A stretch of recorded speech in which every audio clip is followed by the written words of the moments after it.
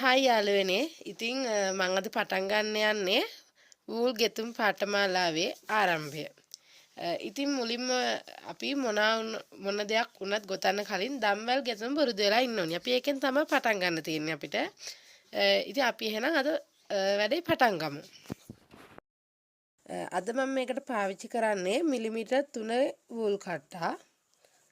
මේක පැහැදිලිව පේන්නේ නැහැ. මිලිමීටර් 3 එක තමයි මම පාවිච්චි කරන්නේ. ඉතින් අපි මේක පටන් ගන්න කලින් මෙතන ගැටේ දාගෙන ඉන්න ඕනේ.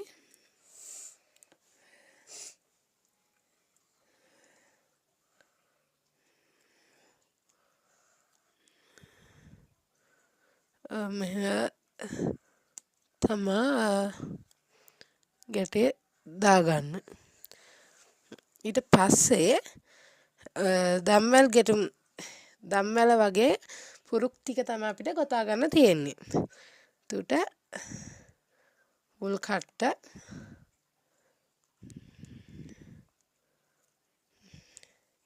මේ තමයි එක දම්වැල් පුරුතක්.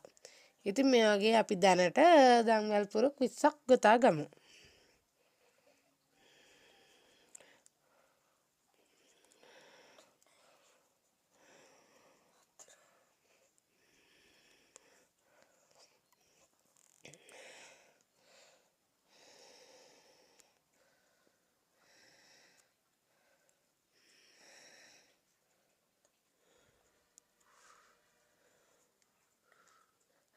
ඉතින් මේ වගේ දිගටම ඒ කියන්නේ දැන් මුලින්ම මේක පටන් ගන්න එපා.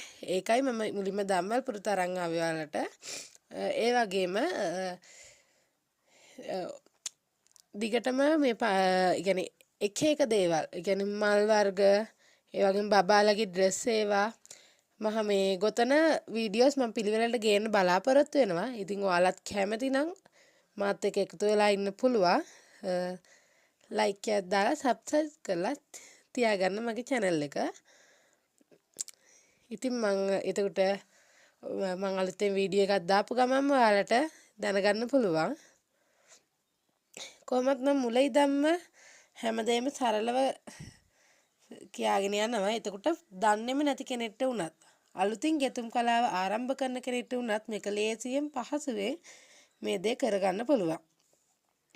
එතකොට දම්වැල් ගෙතුම මේකම තමයි එන්නේ. ඕනම දෙයක් ගොතන්න කලින් මේක අපිට ගොඩාක් වැදගත් වෙනවා. මේක සාමාන්‍යයෙන් සෑම නිර්මාණයකට වගේම අවශ්‍ය වෙන දෙයක් තමයි මේක. ඉතින්